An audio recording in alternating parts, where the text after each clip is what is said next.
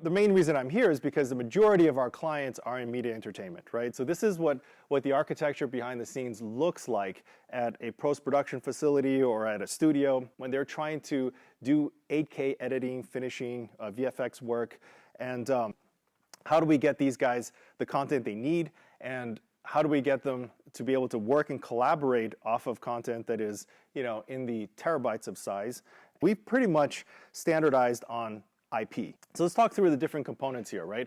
So the core of the network here, right, in the center, usually we're putting at those locations 100 gigabit switches now, because the reality is a core switch that's 40 gigs, 16 port, 24 port, 40 gig versus 100 gig is negligible, the price difference, given how much money they need to spend to begin with, right?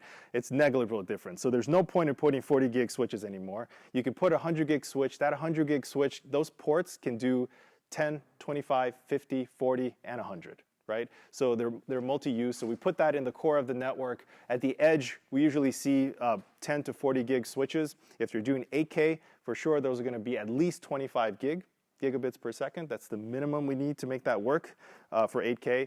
For 4K, we usually have 10 gigabit connections. And mostly fiber, right? You can do, if you can find, I think starting in June, you'll be able to find Cat 8 cables, probably at a very expensive price. And those can do 40, maybe 100 gig as well. But Cat 7A can also do a 25 gig. But fiber will cover you no matter what, right? So that's usually what we end up running.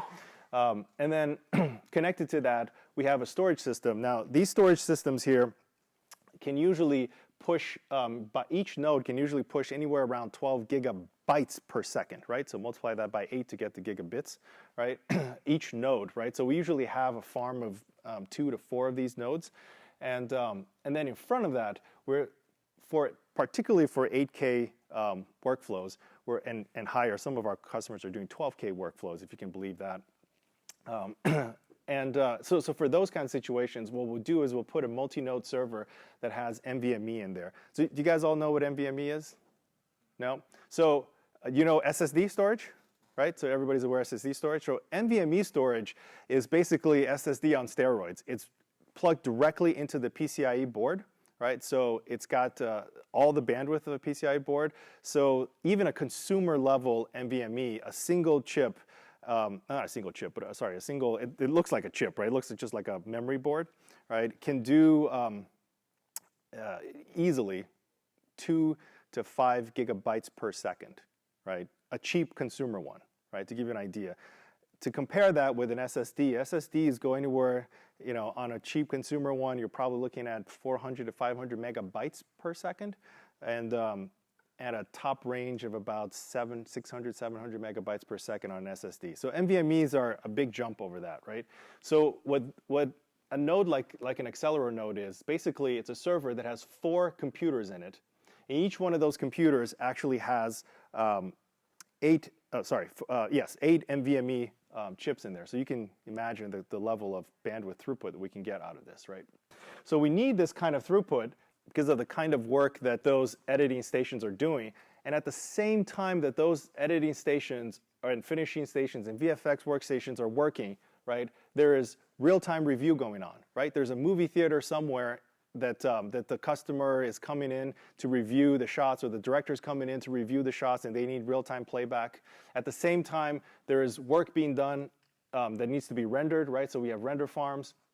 At the same time, there's transcoding being done. At the same time, there's data being transferred in and out, data I/O being transferred in and out, whether it's being delivered or content being ingested into the system, right? So there's all of these different activities going on, right? Certainly there's backup as well, there's archiving going on. So all of these different workflows are pushing on top of the storage itself. And this is why we need a storage system like this that's multi-tiered, right? That we have a tier that's super fast, a tier that's fast, and then a tier that's slow, right? But large capacity, right?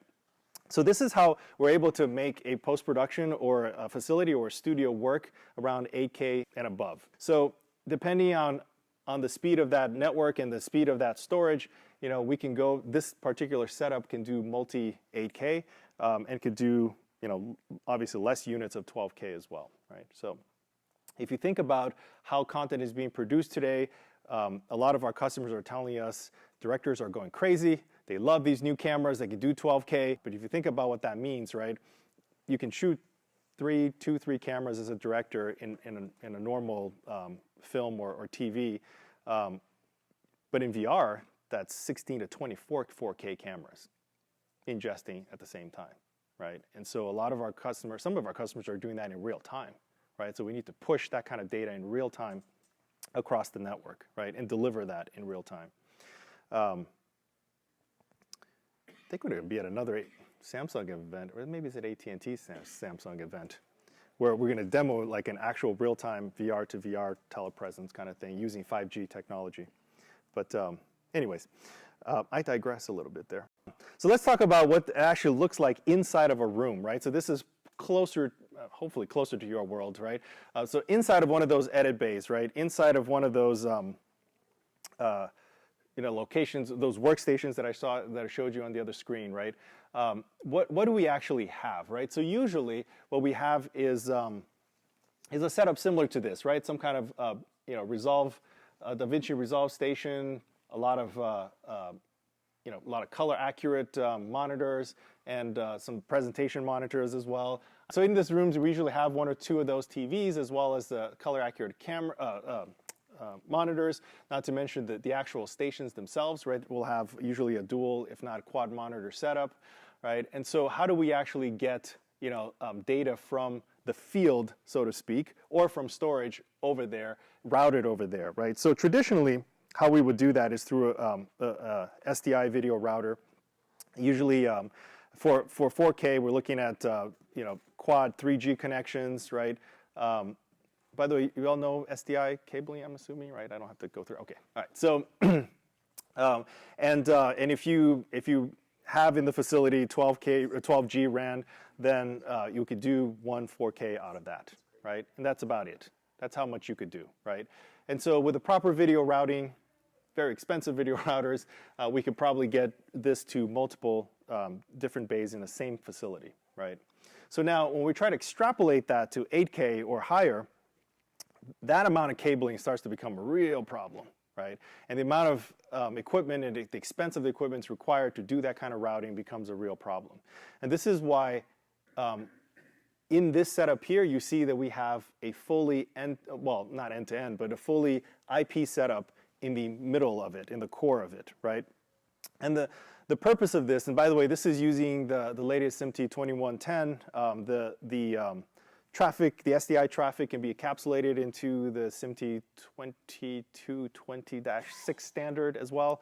So we're able to actually capture whatever the current SDI content capture is today, right? We can still ingest that easily into this network, or it's already ingested into the storage, and then we can play that out through the IP network instead, right? So the reason you see 25 gig here is because we could do 2 streams of 4K off of a 25 gig connection, right?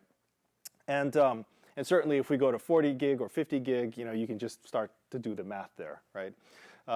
And then these little devices can do the translation between the IP and the actual SDI link themselves, right?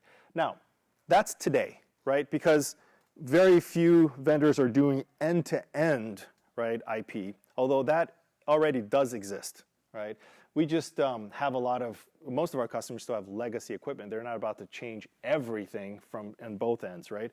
But we're starting off with the core, because once we switch the network core to an IP-based network, it gives us tremendous flexibility to move data around, whatever that data might be, whether it's the internet traffic or whether it's the actual video traffic encapsulated inside of it, the audio traffic encapsulated inside of it, right? All of that, now there are standards that have been ratified by SMPTE to do all that work, so vendors are starting to come out with equipment that can handle all of this via IP directly.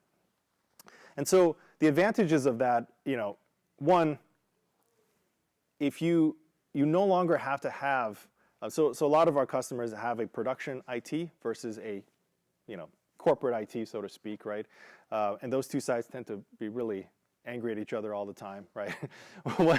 once we converge the two of them, right, now we can speak a single language because they're really using the same equipment, right? The people in corporate IT are starting to get equipment that they could only dream of because they can never justify. In corporate IT, you can't justify that, no matter how many users you have, that you're going to get a 24-port 100 gig switch.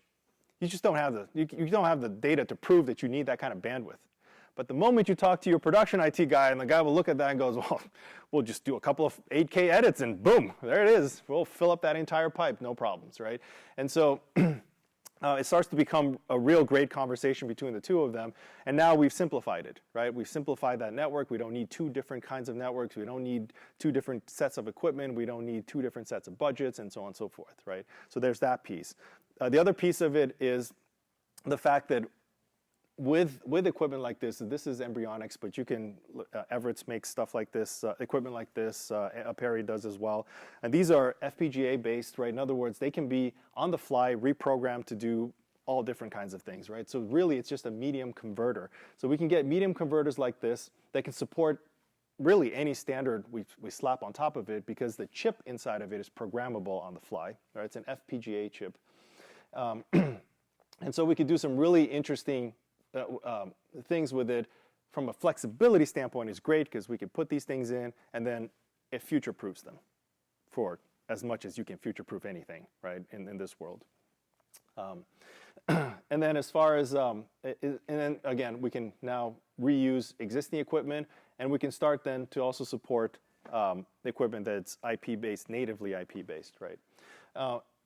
Now, the talk here is really to not just replace SDI, but to replace it all the way to the edge, right? All the way to the HDMI link as well. So you don't have to deal even with HDMI. You have just IP across the entire end-to-end, right? We're not quite there yet. In the broadcast world, just recently, we're seeing even broadcast trucks that are fully IP end-to-end.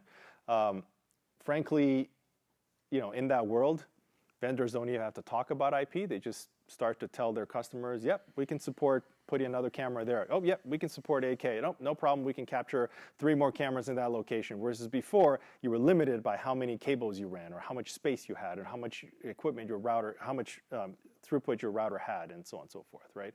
Versus with IP, you have that kind of flexibility, right? And you can oversubscribe IP as well, right, if you wanted to. Any questions so far on any of this? Is that exclusively fiber? No. So we do recommend fiber because of the flexibility in terms of the amount of bandwidth fiber can handle, right? Especially in setups like this where we're running cables across the building and things like that.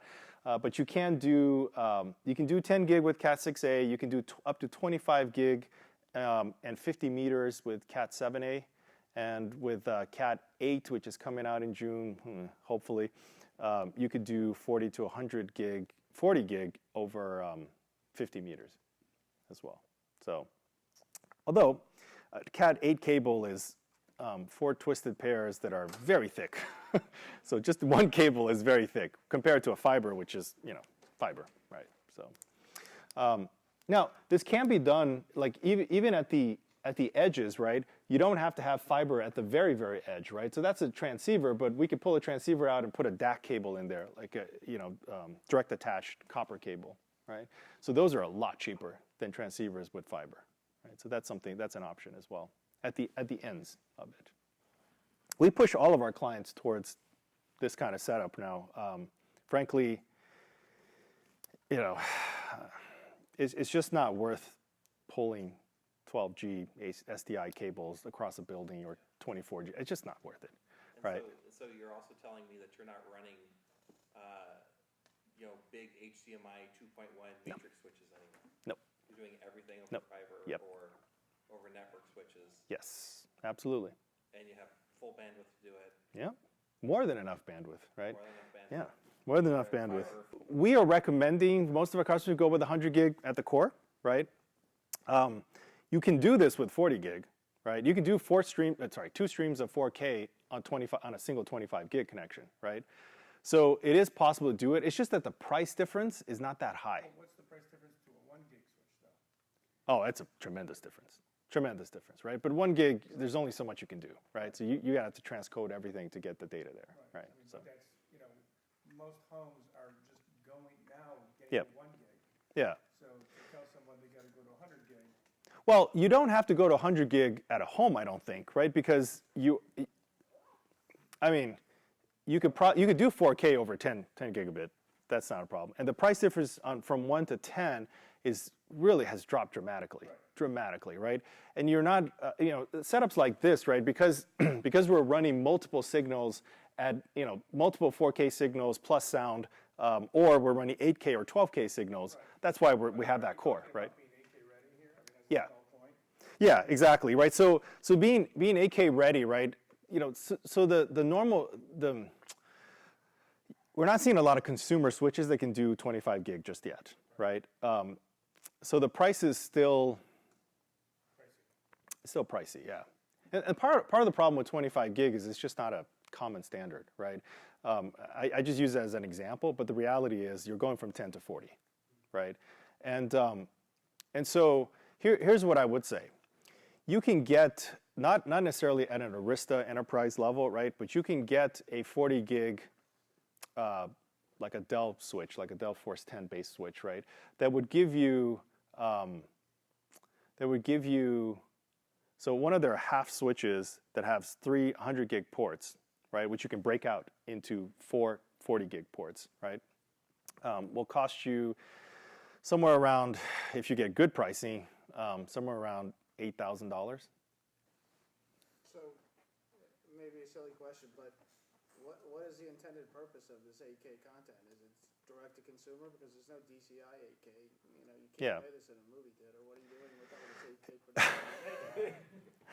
Yeah, you know what they're doing is they're transcoding it to 4K. so here's I don't know, and the reason I don't know is because we're not supposed to know, because whatever they're doing is proprietary between them and our customer and their customer, right? So a lot of times we just don't know what they're working on and why they need it, right? But I do know we have clients who are working on Netflix productions that get raw footage at 8K. That's because the director shot it at 8K, right? So, at the very least, they got to transcode it down to 4K. Depending on the kind of work they're doing, they might have to stay at 8K. Editors probably don't need 8K editing, right? They could transcode it down to ProRes or something. That's usually what they do. But sometimes for certain VFX shots, or it's just, there is work happening in 8K. Not a lot, right? It's not like the prevalent thing, right? But the problem is our customers have to deal with it because it's coming in at 8K and they're having to deal with it. It's coming in at 12K. They have to deal with it, actually. So, Conrado, you mentioned about, Asia's really kind of ahead of us in terms of this. yeah. And I've heard that they're doing a lot of shooting with 8K cameras for broadcasting sports. Yeah. And, Yeah. so- Asia is a different world. Different world. I mean, they still love their 3D. Can't even buy a 3D TV here, but they love their 3D over there. Oh my gosh, right? And they love their VR, and they love their sports in really, really high definition, right? And it's just a different consumer model there, So, and what they think is important, what matters to them it's very different than our base here. So is it likely that we would see 8K really take off more with sports broadcasting? Well, just like it is 4K is now. Mm-hmm. Yeah, not just 8K in sports broadcasting, but also VR and sports broadcasting. A lot of that. Intel 3D is one of our clients. They did a Super Bowl, setup in virtual reality where you can actually stand there on the sidelines next to people, next to the players, and so on and so forth. Right? I mean, that kind of streaming in 4K, right? Is and think about what that means in 4K. That's 24 cameras in 4K, right? In order for that user to be able to stand in that location in the stadium, right? Or jump from different places in the stadium in real time, and so on and so forth. So, yeah, so that kind of work is being done a lot in big sport events like Super Bowl, right? So yeah, and it's the content producers are the ones that are pushing the envelope on that, right? So the the camera makers are making them happy by making crazy cameras that can do this kind of stuff, right? They can shoot 60 frames per second. That's the other thing, right? It's not just 30 frames per second, 29.7 frames per second anymore. It's 60 frames per second or 120 frames per second for certain sports events, right? So high action capture at 8K. So you can think about the amount of data that is, right? And how much gets pushed. But on the consumer side, right, to your point, it's not, we're probably not going to see this level of throughput and bandwidth requirements because it'll likely be compressed and the codec will take care of a lot of that bandwidth requirements. HEVC is a good example of that. So. The consumer end is going to be something that's reliant on a delivery mechanism, which we just don't have right now. Yeah. Nobody's got 25 gigs to their house Yes. that I'm aware of. Yeah, exactly. Let alone a gig to their house. Yes, exactly. 5G may or may not solve that problem. How are they delivering right now in Asia? There are broadcast technologies that can handle that, right? They can do 8K. And now whether or not, how quickly that's going to come and whether or not you're going to see that in the next year or two, I just don't know, right? Or 10, I don't know, right? Whether or not Yeah. the broadcasters are even going to do that. Right. Or just go IP. Yeah, yeah. And then it also And now you're compressing. question Yeah, what compression level and Yeah. when are we going to have network Well, and you're going to have, structure to support it. just like you have with cable and DirecTV or satellite now, you'll have varying levels of compression depending on the channel. probably the closest scenario that we have to this is, and this is what I asked you if you had like studio execs and stuff like that, right? Is it, you'll start to probably see more prevalence of, okay, well, I want to do this work from home, or I want to be able to review something from home, and therefore I'm going to extend my company's network here to my house, right? And that's probably where you'll see most of that, right? And that'll be a point-to-point connection, whether it's SD-WAN, which then you're aggregating bandwidth, WAN bandwidth across, multiple lines, or it's just a direct connect, like a MPLS, kind of thing, or VPLS. And so that is probably the closest thing right now to that, right? That kind of request. Again, if you have that kind of customer, we should talk. We should talk. We should talk. Spread the love a little bit, But yeah, it is something that your average consumer is probably not going to see in their house. Not going to see that kind of requirement in their house, right? They'll still get 8K in there, whether it's through broadcast or whether it's highly compressed through HEVC or whatever compression technology we're using, and be able to get it delivered via their consumer 1 gig link, right? And that's what we're even 5G. That's what we're seeing, right? We're seeing just 1 gig, right, per device. So, and even then, it's pretty much a cancer cluster of millimeter wave. I mean, to make that happen. So, any other questions? All right, that's all I had. So, if you have any questions, I'll be around, and feel free to hit me up. Okay, thank you.